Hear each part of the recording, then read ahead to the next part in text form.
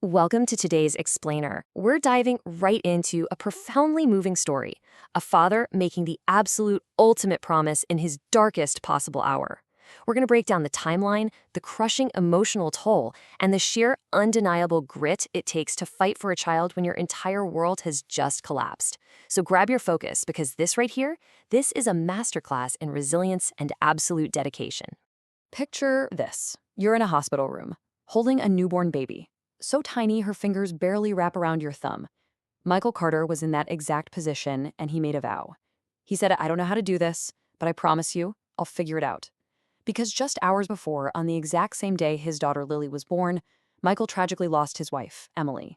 So this explainer maps out Michael's fight for his daughter, the relentless battle that followed just to keep that one solitary promise.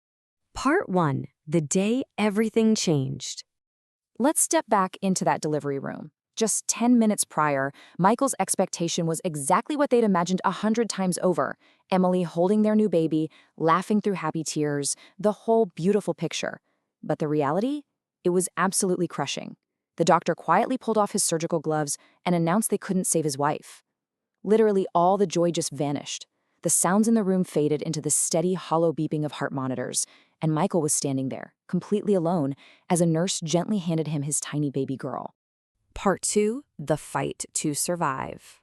In the immediate aftermath, there was the crowded funeral. Friends hugged him, neighbors dropped off casseroles, family promised they'd always be there. But as it so often happens, grief kind of makes people disappear. Within months, the food stopped, the support vanished, and Michael was locked in this incredibly painful daily loop. Just step by step, every single morning started the exact same way. A crying baby, cold coffee, piles of bills spread across the kitchen table, and silence.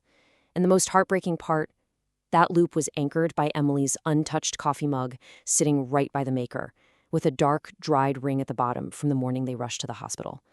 He just couldn't bring himself to wash it, It was the last thing she had touched.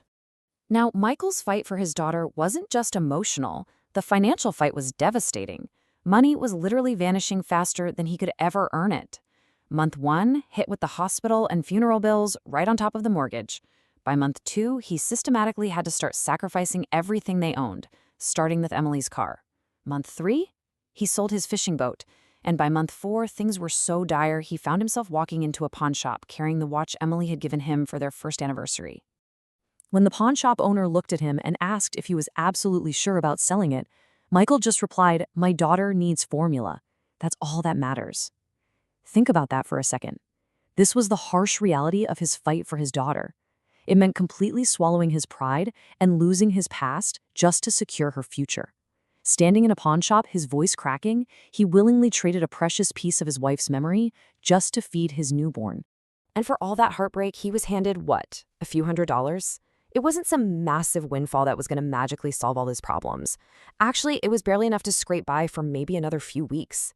Walking out of that shop, clutching those few crumpled bills, he said it felt like leaving a priceless piece of his wife behind just to buy baby formula. You can imagine the weight of that transaction sitting incredibly heavy on his shoulders the entire drive back to his empty house. Part 3, the weight of exhaustion. To avoid completely going under, Michael had to fight his own physical limits. We're talking about working daytime shifts as a mechanic, delivering pizzas until nearly midnight, and then spending his weekends fixing neighbors' cars right in his driveway. He wasn't getting ahead, he was literally just treading water, and it all caught up with him on this one really rainy Tuesday. Lily's almost 2 now, and she'd been crying for nearly an hour. Michael warms a bottle, sits on the couch, humming Emily's old lullaby. But man, working 3 jobs takes a heavy, heavy toll. He just couldn't keep his eyes open and accidentally passes out for 20 minutes. When he wakes up, the bottle is ice cold, Lily is still crying, and Michael is just hit with this massive wave of crushing guilt, scooping her up and apologizing over and over. Later that exact same night, sitting all alone at the dark kitchen table, Michael stares at Emily's photograph and makes this gut-wrenching confession. He whispers, "I'm trying, I just don't know if I'm enough." It perfectly captures that terrifying, quiet fear of failing as a single parent. No one answered him, of course, but you know what the true measure of his fight was? The very next morning, he got out of bed and did the whole grueling routine all over again. Part 4. Building new traditions. But here's the thing. Michael didn't just fight for survival. He also fought for joy. As Lily grew older, they started building their own small, kind of quirky traditions to anchor their little family. And the centerpiece of this joy? Saturday morning burnt pancakes. Now, Michael was a genuinely terrible cook. Every single batch he made came out way too dark. But somehow, this simple, incredibly flawed meal became an absolute staple of their survival and their bond. One morning, when Michael teased her that she was definitely lying about liking the burnt food, Lily gave him this incredibly sweet response. She just said, "They taste like home." That line made Michael laugh so hard he nearly dropped his spatula. And it's little moments like these that were so vital. Not because life was suddenly easy, but because they reminded both of them that this crazy life they were building together was still deeply worth living. Part 5. Defending her mother. Fast forward a bit, and Lily is now 7 years old, and Michael's fight for his daughter enters a totally new arena.